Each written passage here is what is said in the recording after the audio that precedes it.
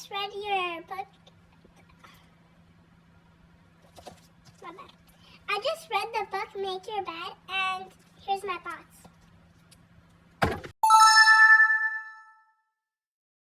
Alright guys, I'm on chapter 9. And this is the book I'm reading, Make Your Bed. I'm actually obsessed. So I'm sick, so I skipped school, but I'm reading my book right now, and this book is actually amazing. Amazing. I'm gonna do a final review thought when I finish it. I'm on chapter 9, and one more chapter, two more chapters to go. Chapter 9 and 10. Let's go. I just finished chapter 9, and it was about hope and stuff. And I'm on chapter 10, and it says, never ever quit.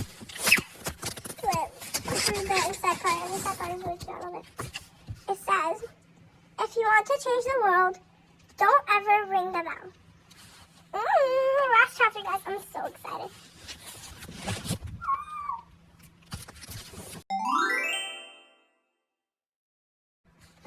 I just finished chapter 10, and it was about not giving up. And I'm pretty much done with the book, you can tell. There's a bunch of these pages that are on the side. It's like a speech. The University of Texas commencement speech. I don't think I'm going to read that. Honestly, it doesn't sound very fun. Interesting.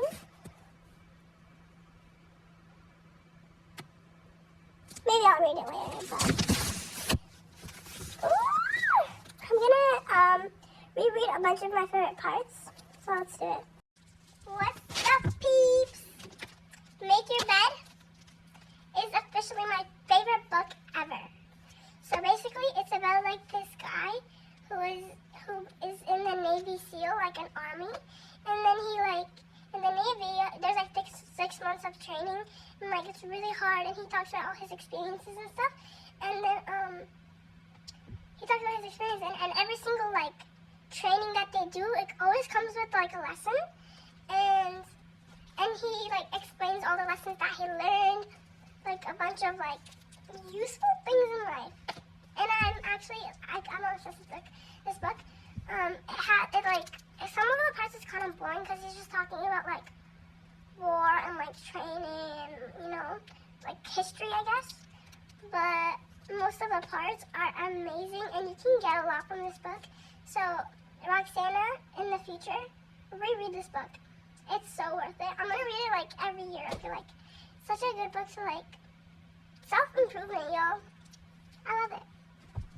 So I'm gonna talk about the chapter now. And chapter 1, it says, start your day with a task completed.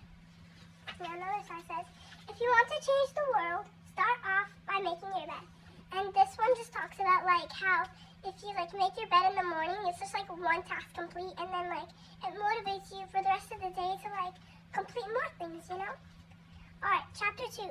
You can't go it alone. Do it alone, I think. You can't do it alone. If you want to change the world, find someone to help you paddle. And basically, this one talks about how you always need someone in your life to support you, and one person is always better than a full group of people, If you have that one person, it's just so much better than a bunch of fake people. I'm kind of making this up, I guess. Chapter 4. Wait. Right? Sorry, chapter 3. Only the size of your heart matters. This is the cutest thing ever. And it basically talks about how, I kind of forget, honestly. Only the size of your heart matters, and then when he says that, if you want to change the world, measure a person by the size of their heart. Basically how someone sacrificed themselves for the country or something. Not getting into too much detail. Chapter 4, life's not fair. Drive on. What's that school? Okay. If you want to change the world, get over being a sugar cookie and keep moving forward. I'm going to talk about what a sugar cookie means. So I'm going to talk about this being in chapter 4. It talks about, chapter 4, right? Yeah, chapter 4 it talks about the sugar cookie, and you might be confused, but in the SEAL training army, if you do bad or you come in last place, or if if you don't finish the obstacle or something, you have to go dip yourself in water, in the freaking freezing cold water, and then you have to roll in the sand until your head to toe is just covered with sand. And then you go to your instructor, and then he checks you and makes sure you're like full of sand, and it kind of looks like a sugar tree. And if you're not full of sand, you have to go back and like make sure every single part of you is full of sand for the rest of the day. And like it's so uncomfortable, but you just have to like sit through like not the pain, but like the uncomfortableness, and like just like have patience, you know? Anyway, chapter 5, failure can make you stronger. I love this chapter, honestly. If you want to change the world, don't be afraid of the circus. And the circus is like, so basically, there's this training one, it's swimming in the ocean, and you have to be tied to your partner, and every single day in the morning and night, like morning swim and then night swims, you have to be tied to this one person, and then you have to swim. And then one time, him and his partner, they came in last place, so then they had to go to the circus. Their name was on the circus list, and the circus is after like the whole morning, like whole day they're swimming in the ocean, right? From morning to like evening, and then from like when they finish swimming till midnight, they have to train. No stop, no break, no nothing. In the circus, you have to do like training to help you, I guess. Like the training that they were doing was like flutter kicks, you know, with your legs, like a bunch of pull-ups, push-ups, like all those workouts. And then midnight, they're like exhausted, and then they have to wake up early at 5 a.m. And then like, yeah, so they have to wake up at 5 a.m. in the morning after the circus, like till midnight. They get like a couple hours of sleep. At 5 a.m. they wake up before sunset, or sunrise, sorry. I don't know what time of sunrise, like 5 a.m. I guess. So they have to wake up before sunrise, go do their daily swimming. They came in last place, and then they have to go back to the circus because they came in last place, right? And then they're so exhausted, like, and they said like a lot of people quit the training because of this. Like they just couldn't handle it. Like swimming all morning and then all till midnight, working out nonstop, and then you have to wake up so early and swim again, and it's just like exhaustion. So you can't like you can't be first place if you're freaking, you know, exhausted and don't have any energy to swim across the ocean. But soon they didn't give up. They had like hope and stuff. They didn't give up. So like soon they started to They started to feel their muscles getting stronger, and then so like when they came in last place, the instructor was like, "You guys made your class embarrassed. Like, why are you like last place? Why are you doing so bad? You're making your class embarrassed." And then one time, it was another day, another swimming day. They were swimming, and then they couldn't feel their arms. Like I said, they're like tied to their partner with a rope, and you're just swimming together. And then they got to the sand, and then the instructor was like, "Drop down, give me 25." And he's like, "Stand up," like really loudly, right? He's like, "Stand up." And then he's like, "You guys made your class embarrassed." And then the two guys are like, "Not again," right? And then they looked around and they realized there was no one on the sand except for them. So he's like, and then the instructor laughed and he was like, "You guys made your class embarrassed because you guys came in first place and they did so good." So that's what that one talks about. Don't give up. Okay, also ignore my voice. I'm really sick. So now we're on chapter 6. You must dare greatly. And this one talks about if you want to change the world, slide down the obstacle head first. And this one basically just talks about how you have to take risks in life. And there's nothing easy. You have to risk it, you know? Don't be afraid. There's nothing, at the end of the day you're gonna die and nothing is gonna matter. So just take risks. Why not? YOLO.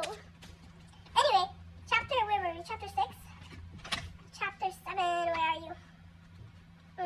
Chapter 7, stand up to the bullies. If you want to change the world, don't back down from the sharks. And this one basically just talks about how stand up to people, or I guess stand up to bullies. Chapter 8, rise to the occasion. I remember this one, honestly. If you want to change the world, be your very best in the darkest moments. Oh yeah, I remember this now. So this one, it says the toughest times you're going through, someone passed away, you just have to do your best and get through it, you know? like just get through it. It's not gonna be easy, obviously. It takes time. Chapter 9, give people hope. I love this one. This one's like sweet. If you want to change the world, start singing when you're up to your neck in mud. I don't know why I like glitched for a second.